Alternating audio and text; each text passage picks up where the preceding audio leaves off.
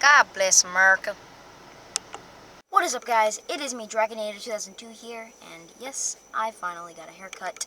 But anyways, so in this video, I will be taking you guys to Hobby Lobby because I got in my last video, my customizing supplies video that I did for you guys.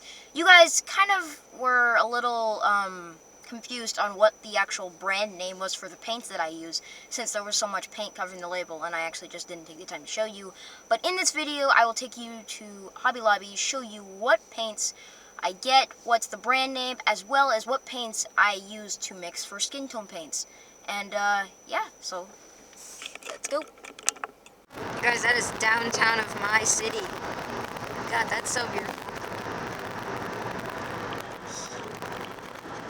It's huge.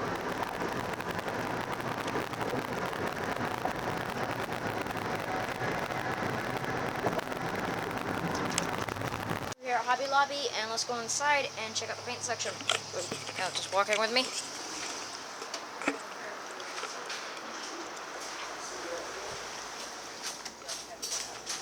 So, yep. This is what Hobby Lobby looks like, if you guys are ever wondering.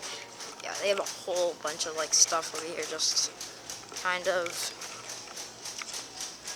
just a bunch of, like, antique stuff, or whatever this stuff is. And then we get to the more classified stuff, like art supplies. See? So this is the paint section. As you can see, they have a number of different kinds and brands of paint.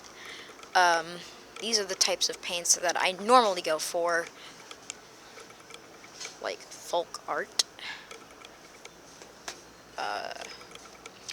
or Anita's acrylic paint. So yeah, you can use that stuff. That stuff is pretty good. It's not that bad.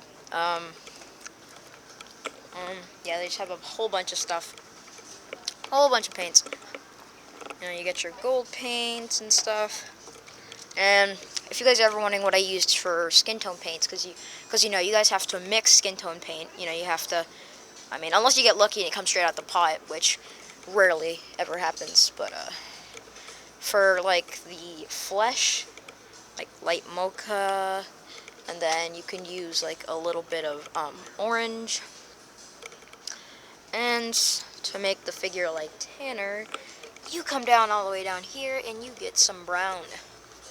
Because, you know, you have to mix the paints in order to get the certain color you want. Say you're making a custom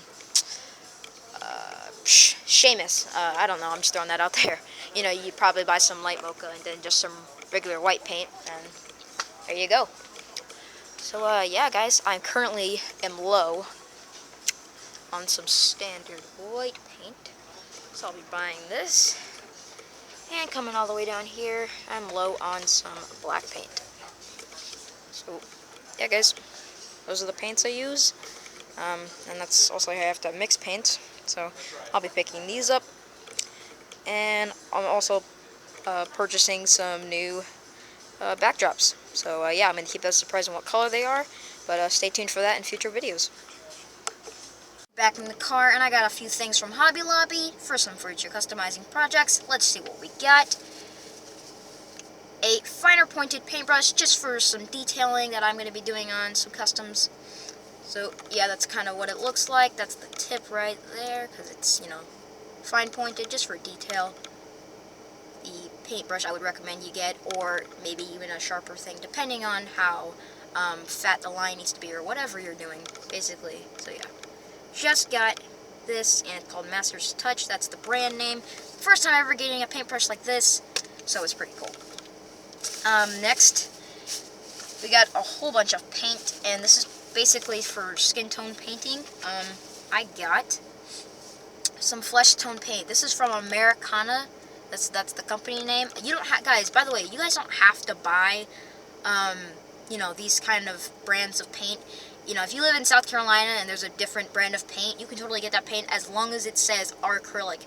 Be sure to make sure it says acrylic paint, because if it's not acrylic paint, it's not going to stick to the plastic just as well as this stuff will, and, you know, your customs will probably chip easier than this kind of paint. So this is the kind of stuff I got, just for skin tones. Brown paint, you can mix with these two to make it like a tanner skin tone, depending on what custom you're making. So that's pretty cool. I also got another shade. It's called Honeycomb. Yeah, Honeycomb. This is by Folk Art. So mostly I use Anita's acrylic paint, Folk Art paint, and some Americana paint on occasion. I don't buy Americana a whole lot, but sometimes if they have the color I need, I'll buy it. And I also got some Anita's acrylic paint because this stuff is pretty good too. I just got some black and some white. I'm working on a custom for Ryan from Wadfigs, and it will be requiring this paint because I'm actually running low on these types of paint, so I need that to finish up his custom. And then I'll send that out to him pretty soon. So that's it for the paints. And I also got X-Acto knife blades. These are more durable and they're sharper, so definitely gonna be using these. Put this on my X-Acto knife blade because I use this for cracking torsos. By the way, if you guys have not checked out my cracking torso tutorial video, please go check that out because it's a pretty high def video, and I basically go over all the aspects of cracking torsos. So if you want to know how to do it, go check it out. So yeah, X-Acto knife blades. And here's something that you cannot see because it's not invisible, but you know, you just can't see it because it's not in the car right now. I got a new backdrop. I'm using this backdrop for my videos. The color of it is the mystery part. So yeah, so if you guys want to guess what the color of my new backdrop is, please leave it down in the comments below. I will not tell you if it's wrong or right. You're just gonna have to wait till future videos to figure that one out. So you guys, that's all the stuff I picked up. Now to go over a couple of things. I will be doing a knee swapping tutorial video because you guys have been wanting to see that, so that will be coming up in a future video. Stay tuned for that. I will also be doing a sealing video. A couple of people, I don't think, understand some of the things that you have to do whenever you're sealing.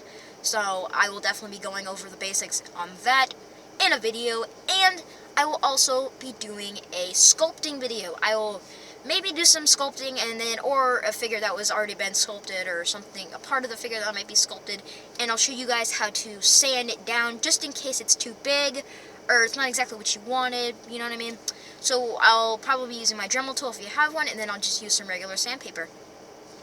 So yeah, look for that in upcoming videos. Thank you guys for watching. Please remember to like, comment, rate, share, and subscribe for some new videos. And yeah, Dragon in 2002. Peace out, guys.